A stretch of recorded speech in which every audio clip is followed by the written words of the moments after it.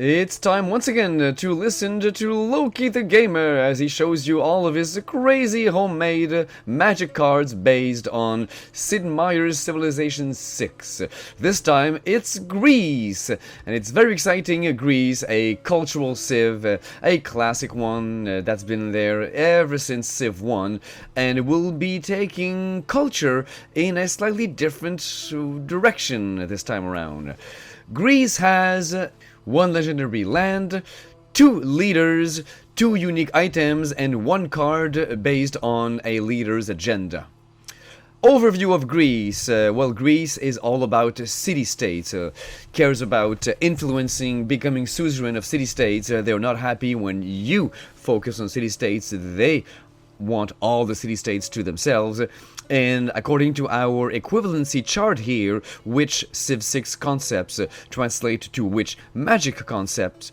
Now, you might agree with that chart, you might disagree, you might have other ideas, feel free to share them, but that's what I came up with. City-states translate to legendary lands.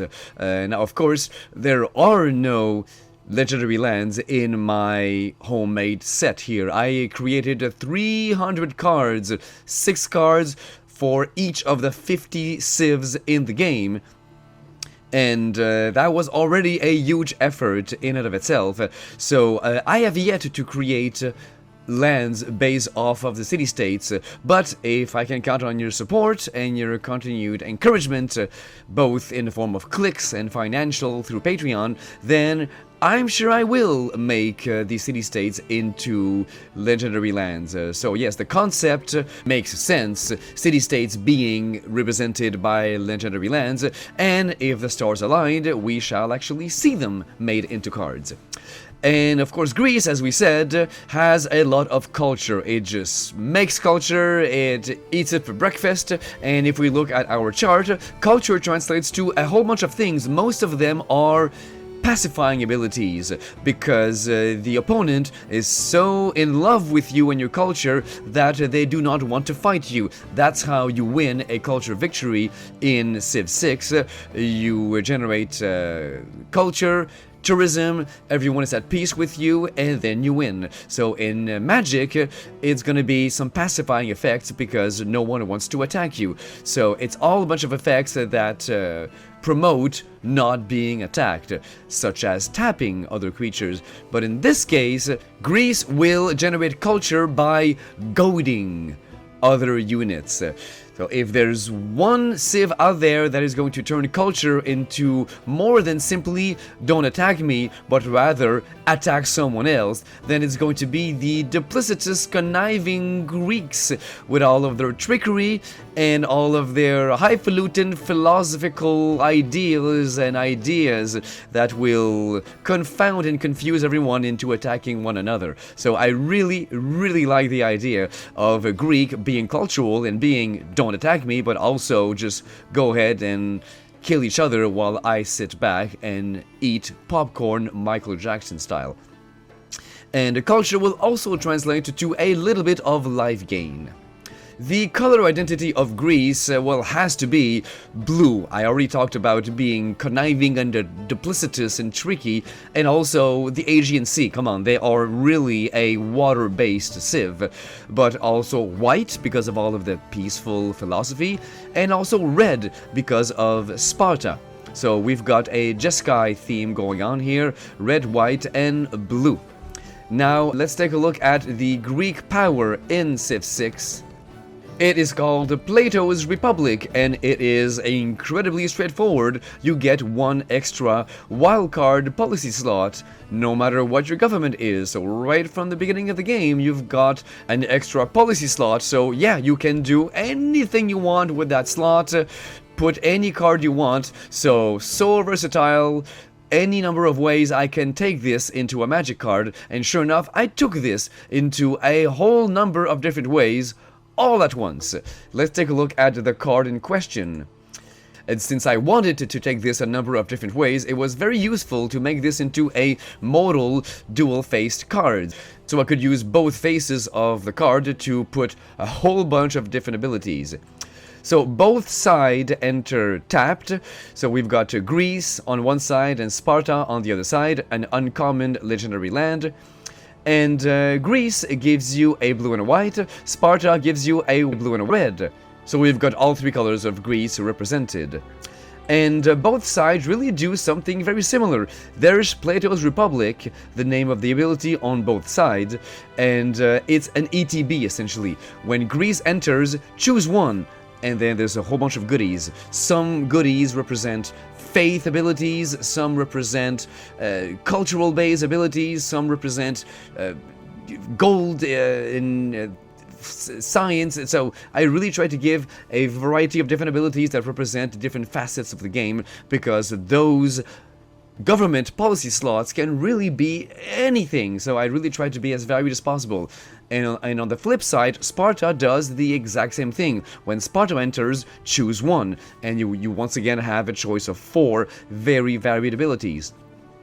Let's go through them. So back to Greece, your first choice is create a treasure or a clue token. So a treasure is for ramping, it represents production, it represents gold, and a clue token is, well, something that you can sacrifice for drawing, which is science essentially. Second choice is untap Greece, so that is useful for ramping, and you gain 1 life. Because why not? Next we've got Scry 1, so Greece turns into one of those scry lands, sure, why not? So that is a faith-related power. And finally, we've got create a blue 1/1 advisor creature token with tap, prevent the next 1 damage that would be dealt to you. That is a damage prevention ability that is related to culture. On the flip side, Sparta, your first choice is create a blood or clue token. So both can help you draw cards, but clue token is better, essentially, unless perhaps you have a deck that triggers whenever you discard a card. But anyway, it's your choice. Second option is identical to the one we had on the front side. Untap Sparta, and a target opponent loses 1 life. So instead of you gaining 1, you can make someone lose 1. Still just 1, so it's a nice little bonus, but the real point here is to untap your land so you can use it right away. Next is a target player mills 3 cards. That is a culture-based ability. It's not defensive, it's not a pacifying ability, but the logic is your opponent loves you so much, they admire your culture so much that they have been driven insane by it. Therefore, they have been milled to death and they lose the game. Of course, you won't mill your opponent to death with just this one mill 3 cards ability, but conceivably you could put this into a mill deck for the purpose of dropping this and milling 3 cards. It's not what Greece is about, but maybe that's what your deck is about, and you want to just borrow this Greece Sparta card for your deck. Anyway, the option is there. And your fourth and final option is create a red 1/1 soldier creature token with haste, because the Sparta side of the card is a lot more militaristic than the nice, happy, peaceful Greece side of the card. So you get a free soldier, and you'll soon see there is a little bit of a soldier tribal theme going on with the rest of the cards. Moving on to the leaders of Greece, and that is one of the most exciting things that I've done in this entire project. Pericles, first citizen of Athens, is actually a contemporary to Gorgo, the wife of Leonidas. They were alive at the same time. There's every reason to believe that they met, that they were, dare I say, partners, and therefore I gave them the partner ability. So yes, they do not have the same colors. Gorgo is red and blue, all warlike, and Pericles is blue and white, all nice and peaceful. They both share blue, of course, they're both conniving, but they both have their different color identities. That means normally they would be incompatible, they wouldn't fit in the same deck, and they wouldn't be able to even use the land of Greece/Sparta that we just talked about. Except that they're partners, so they can both be your commander. So, very exciting. It is the only set of legendary creatures of Civ leaders that I turned into partners, because they were contemporaries. And so, let's take a look at the Civ 6 ability of Pericles. It is called Surrounded by Glory. He cares a lot about city-states. You simply get culture the more city-states you have under your wing, the more you are suzerain of. And city-states being represented by legendary lands, I gave him an ability that scales up the more legendary lands you control. And because I wanted these Greek leaders' culture boosts to translate to goading, as we talked about, and I wanted them, Pericles especially, to be tricky and conniving, I actually gave him an alternate win condition to represent the concept of winning a game culturally. So let's take a look at Pericles, first citizen of Athens. For a white and a blue, you get a rare human elder advisor, 2/2. There's, of course, his partner with Gorgo, Queen of Sparta, and Surrounded by Glory, the ability that we just talked about. Whenever a legendary land enters under your control, goad up to X target creatures, where X is the number of legendary lands you control. Then, if opponents control a total of 4 or more creatures, and all of them are goaded, you win the game. So defending against that is a constant race of, I need to bring out more creatures faster than Pericles can bring out legendary lands. Because goading, of course, is temporary. So you goad a creature, next attack phase it must attack, and it must attack someone other than you, then it is no longer goaded. So when you goad a creature, it's temporary. So you'll have to bring out another legendary land to goad more people this time, and hope that it's enough to win the game. If it's not, then once again the goad will wear off and you'll need to bring out another legendary land, and so on and so forth. So if you can whittle down the number of creatures your opponents have, while at the same time building yourself a huge mass of legendary lands, and therefore each time you drop a new one, pooh, you goad a whole bunch of creatures, then it might just be enough to win the game. Of course, Pericles costing only 2 means that you could do that practically right away. In my first iteration, I simply said, goad X creatures, then if all the opponent's creatures are goaded, you win the game. But all of your opponent's creatures might be, I don't know, 2. So that is a very cheap and easy way of winning the game way too early. So by getting this whole cycle of goading started super early, you could actually goad everyone's creatures very early, but I fixed the cards so that if there aren't enough creatures, that's not good enough. So there needs to be a total of 4. Not only that protects the game against way too quick victories by Pericles, but also it gives your opponents an interesting decision. So there are 3 creatures already in play, and Pericles already has 1 or 2 legendary lands, and so he's threatening a quick victory. If I bring out a 4th creature, he could get his victory. Maybe I should hold off. Maybe you want to talk to your opponents, to the other players on the table, saying, hey, let's not drop another creature quite so soon until we know that we can drop a whole bunch all at once. Because if we drop just 1 more, that'll be a total of 4, and Pericles could threaten to win. So maybe we should just drop a whole bunch or not at all. So that it creates an interesting political situation, and I love that Greece, of all nations, was the cause of all this. So I really love what I did with Pericles. Maybe you think that 4 or more isn't enough. Maybe I should have said 5 or more, 6. I don't know. But let me know what you think. Let me know if it's even possible. Maybe I overestimate how easy it might be to goad a whole bunch of creatures and essentially to goad the entire battlefield.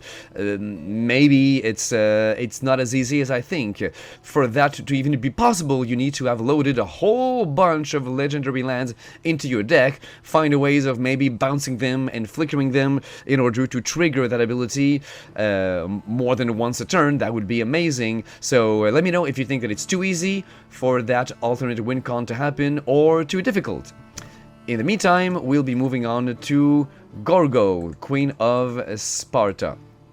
Her ability also generates culture, and it will also come in the form of goading. However, she gains culture through combat. She gets a culture bonus anytime she defeats an enemy unit, and she also gets combat bonuses for having a lot of military policy slotted, which works very well given that you can have a wild card for free thanks to your Greek Civ.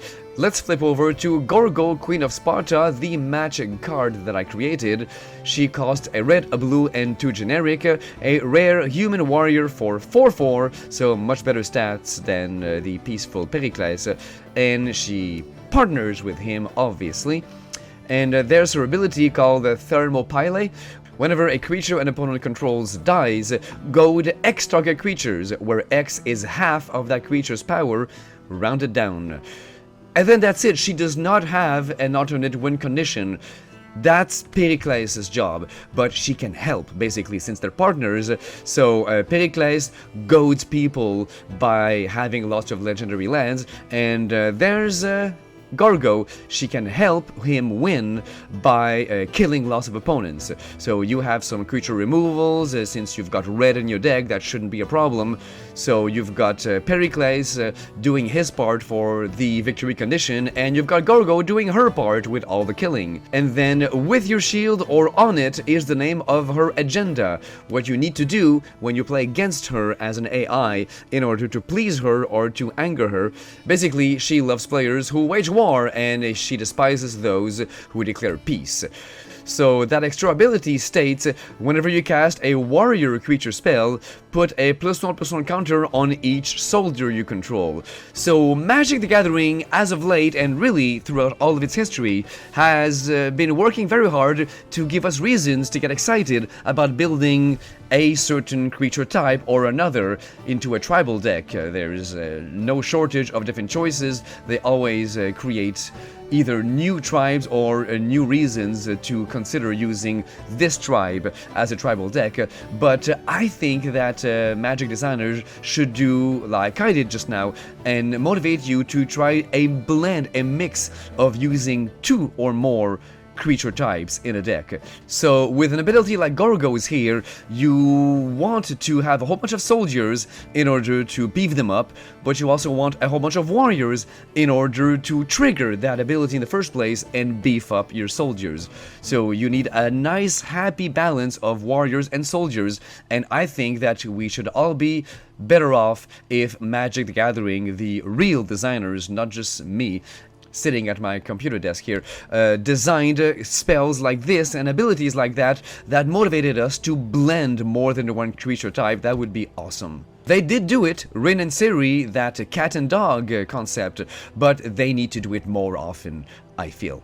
Let's move on to the unique builds. First, the unit, the Hoplite, a common human soldier card for 3 mana, a blue and 2 generic, and in Civilization 6, the Hoplite gets a boost for fighting alongside other Hoplites. Not very useful if you play Commander and your Hoplite is of course a singleton in your deck, but in order to rectify that, I gave you a copy of the Hoplite as a token when it enters play. Oh, and before we go any further, the Hoplite is also a spear-wielding dude, so therefore it is an anti-cavalry unit, so expect it to get bonuses when fighting horses and mounts and the like. And so the card reads, when this creature enters, if you cast it, create a token that's a copy of it. Of course, I built in the necessary failsafe to make sure that you don't end up with an infinite amount of copies of it. No, don't worry, I know how to design a magic card. And then it has its anti-cavalry ability. Whenever this creature blocks a mount or a horse, it gains double strike until end of turn. And finally, the fact that Hoplites together help to boost your other creatures. When this creature attacks and 1 or more other soldiers attack, other attacking creatures get +1/+0 until end of turn. And so, right, I did give you a copy of the Hoplite upon casting, but I didn't have to, really, because you could simply rely on having a different soldier.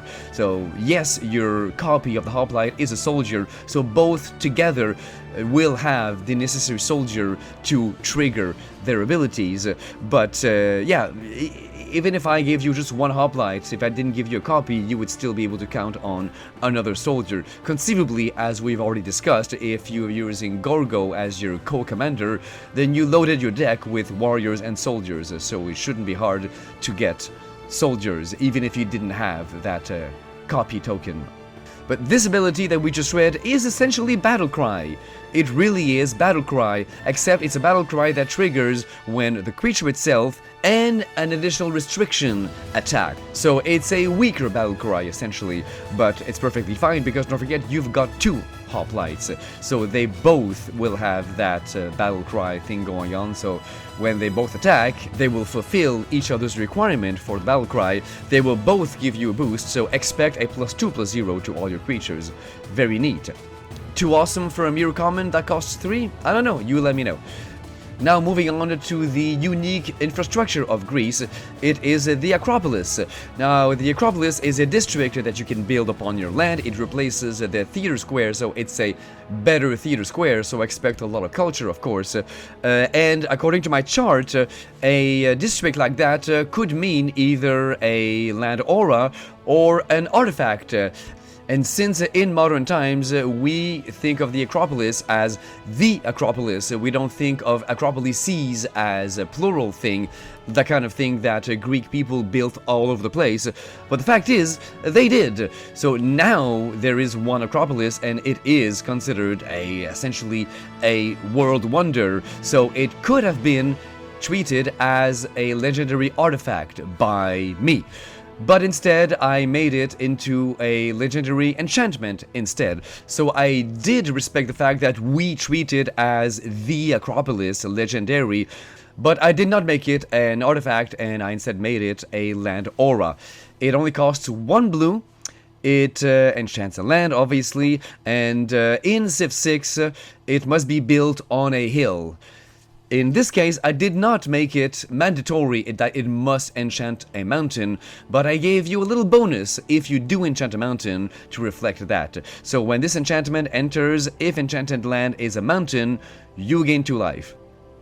And then the rest is culture, culture, culture. The Acropolis just generates a whole bunch of culture in the game. So my aura gives the enchanted land a very culture-themed ability. Tap the land, and the next time target goated creature attacks this turn, gain life equal to its power. So we are triggering off of goading, and goading happened when we generated culture, and the reward is more culture, life gain in this case. And I gave the enchanted land the legendary status, because why not? So the enchantment is legendary, and now the land is legendary. I think that's just cute. And not quite so cute when you consider that it increases Greece's legendary land count. Sure, the land was already on the battlefield, so it doesn't trigger Pericles' power. But next time Pericles' power does trigger, the X will be increased by 1. There's 1 extra legendary land out there now. More goading for the great cultural victory. That leaves one final card, the Delian League. It is one of those super exciting cards because it's part of my cycle. I created a cycle of 5 cards, 1 for each color, the actual true definition of a cycle in Magic terms. So, and they all work the same way. That's also a definition of a cycle. They are all based off of a leader's agenda. And the kind of leader that says, I need this, I get this, you don't get any. In this case, it is Greece's obsession with city-states. Well, Pericles' obsession on city-state. The Delian League is the name of his agenda, after all. So, he cares about city-states, he must have them, he's very upset if you, the other player, controls any city-states, and sure enough, that is what the card does. It is a white sorcery, common, 3 mana, 2 whites, and a generic. If you control the most legendary lands, or are tied for the most, goad X target creatures, where X is the number of legendary lands you control. So there you go, you get the exact same culture reward as Pericles gets when he drops a legendary land. And you get that if you control the most. And if another player has the gall to control the most, then you get to tap that many target creatures. So if they have the most, you don't get to gold creatures, but you get to tap creatures. So no matter what, you get a culture-themed ability. An ability that says, don't attack me. And of course, goading could really help you win, secure a win, because of Pericles' alternate win con. So there we go, it's another part of the cycle of selfish abilities, let's call them that. I want this, you can't have any, and I welcome you to keep watching my videos until you find all the other ones.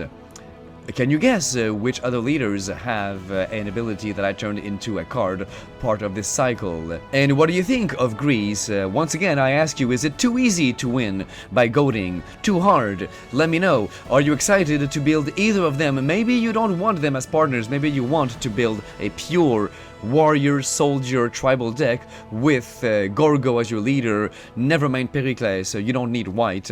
I don't know, saying no to white seems like a big loss because most of the best soldiers are in white.